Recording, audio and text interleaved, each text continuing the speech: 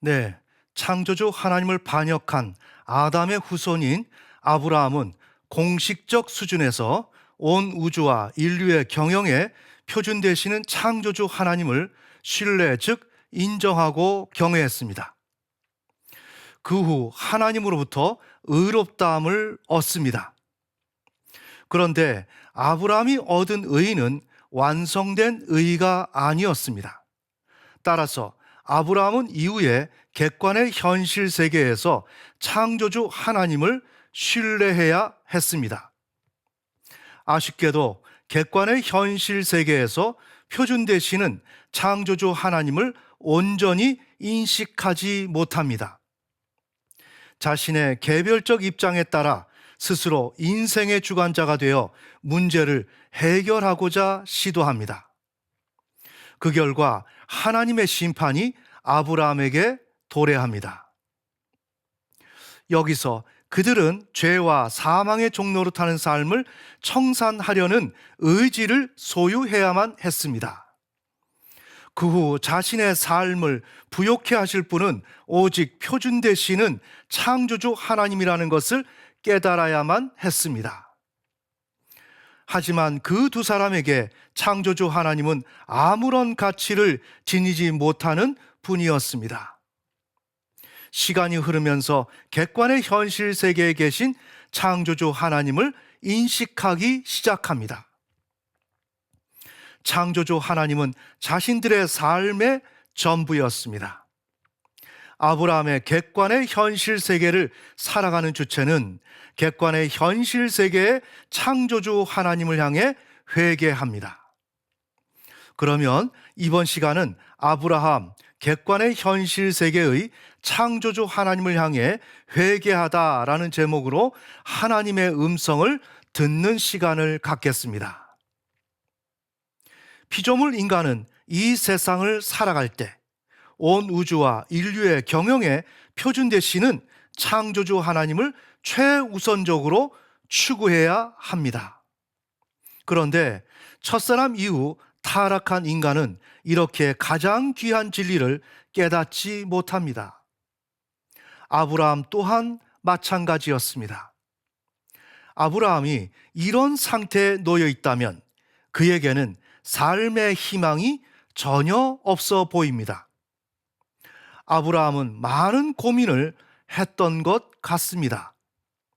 그때 아브라함에게 평소 해보지 않았던 생각이 반복적으로 떠올랐습니다. 우리는 왜 창조주 하나님이 주신다고 하신 혈손을 얻을 수 없는 것인가? 그래, 사라가 아이를 낳지 못하는 것은 하나님이 사라의 생산을 막은 것 때문이었어. 그렇다면 하나님은 왜 사라의 태를 막은 것일까? 아브라함은 그 시점에 자신의 기억에서 쉽게 잊히지 않을 생각을 하게 됩니다.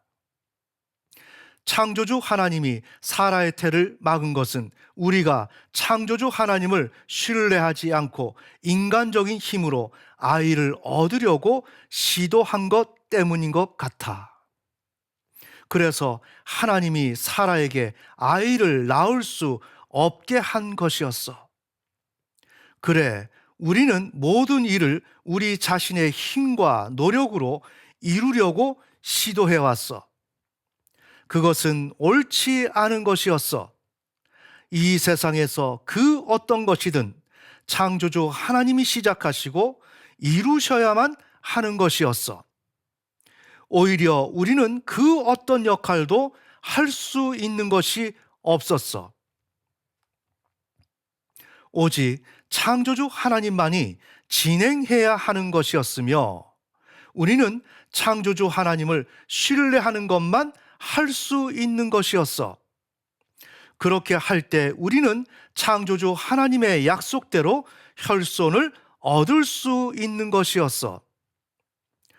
아브라함은 이 과정에서 창조주 하나님은 온 우주와 인류의 경영을 위해 표준으로 계신다는 것과 그 하나님을 신뢰해야만 살 수 있다는 한 가지 사실을 희미하게 의식하기 시작합니다. 여기서 부연 설명하겠습니다. 아브라함은 창세기 15장 이후 창세기 16장 2절 이전 그 어느 시점에선가 하나님의 심판을 받은 이후 자신이 유지해왔던 생각을 더 이상 지속할 수 없게 되었습니다. 그러면서 객관의 현실 세계에서 역사하시는 하나님을 향해 시선을 돌리게 됩니다. 바로 그런 과정을 통하여 창조주 하나님은 온 우주와 인류의 경영을 위해 표준으로 계신다는 사실과 자신은 그 하나님을 신뢰할 때 살 수 있다는 것을 어렴풋하게 깨닫기 시작했습니다.